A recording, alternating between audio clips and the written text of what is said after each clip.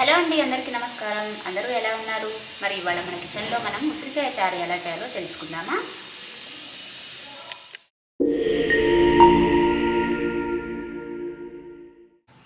ఈ చారు కోసం ఉసిరికాయలు, పచ్చిమిర్చి, వెల్లుల్లిపాయలు తీసుకున్నాను.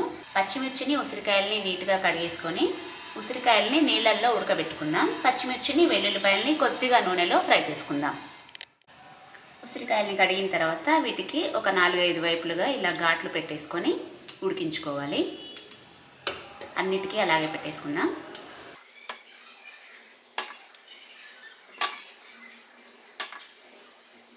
ఇప్పుడు ఈ ఉసిరికాయల్ని కొన్ని నీళ్లు, ఒక చిన్న కప్పుతో నీళ్లు తీసుకున్నాను, కొన్ని నీళ్లు పోసుకొని మెత్తగా ఉడికించుకోవాలి. ఉసిరికాయలు ఉడికేలోపుగా మనం పచ్చిమిర్చిని కూడా ఫ్రై చేసుకుందాం. ఈ పచ్చిమిర్చిని కడిగేసుకున్నాం కదా, ఇప్పుడు 2 ముక్కలుగా చేసుకొని వేసుకొని కొద్దిగా నూనె పోసుకొని ఫ్రై చేసుకుందాం.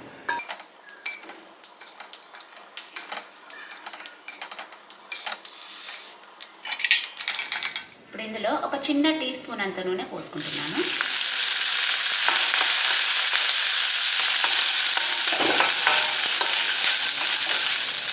ఇప్పుడు ఇందులోనే వెల్లుల్లిపాయలు కూడా వేసుకుందాం.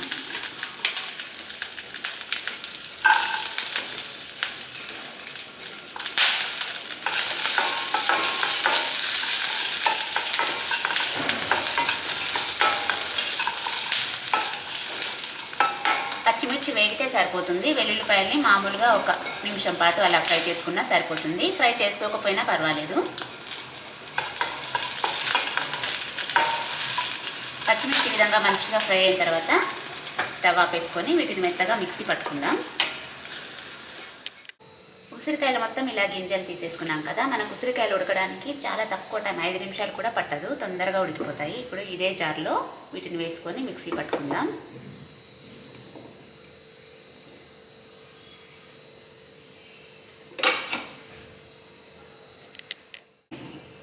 ఉసిరికాయని కూడా ఈ విధంగా మెత్తగా మిక్సీ పట్టుకున్నాం కదా, కొద్దిగా పలుకుగా ఉన్నా పర్వాలేదు. ఇప్పుడు చారు ఎలా చేయాలో చూద్దాం. ఇప్పుడు తాలింపుకి కొద్దిగా నూనె పోసుకుందాం.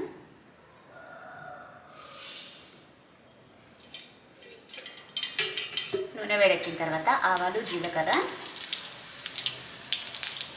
ఎండుమిర్చి,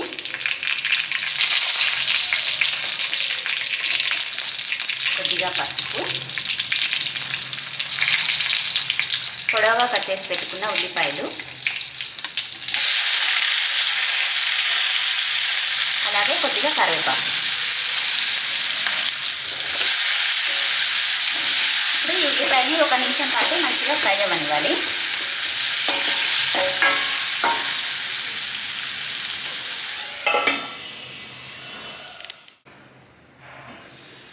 ఉల్లిపాయలు 1 నిమిషం పాటు ఇలా ఫ్రై అయిన తర్వాత ఇప్పుడు ఇందులో మనం ముందుగా మిక్సీ పట్టుకున్నాం కదా పచ్చిమిర్చి, వెల్లుల్లిపాయ ముద్ద, ఇంకా ఉసిరికాయ ముద్ద, అవి వేసుకుందాం.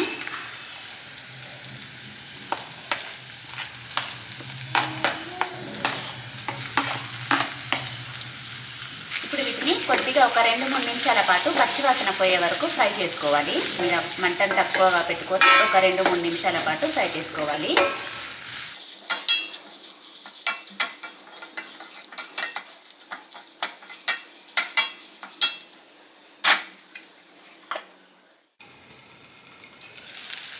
ఒక 2 నిమిషాల పాటు ఇలా ఫ్రై అయింది కదా, ఇప్పుడు ఇందులో మనం నీళ్లు పోసుకుందాం.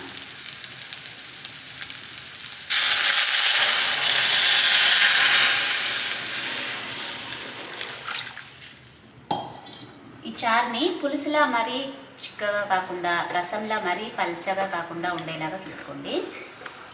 ఇంకా కొద్దిగా నీళ్లు పడతాయి.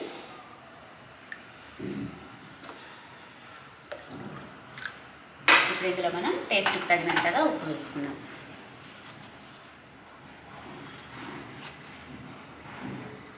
ఇప్పుడు ఒక 5 నిమిషాల పాటు ఈ చారుని మరిగించామంటే మనకు ఉసిరికాయ చారు రెడీ అయిపోతుంది. మూత పెట్టుకొని ఒక 5 నిమిషాల పాటు మరగనిద్దాం.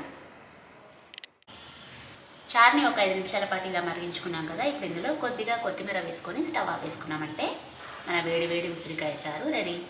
మరి చారు అంటే ఎప్పుడు చింతపండైనా ఓసారి ఉసిరికాయతో కూడా ట్రై చేసి చూడండి. ఈ సీజన్ పోతే మళ్ళీ దొరకవు కాబట్టి మీరు కూడా ఒకసారి చేసి ఎలా ఉందో చెప్తారుగా. చూసారు కదా మరి ఉసిరికాయ చారుని ఎలా చేయాలో. మరి మళ్ళీ మరో వంటతో కలుద్దామా? అంతవరకు సెలవా మరి.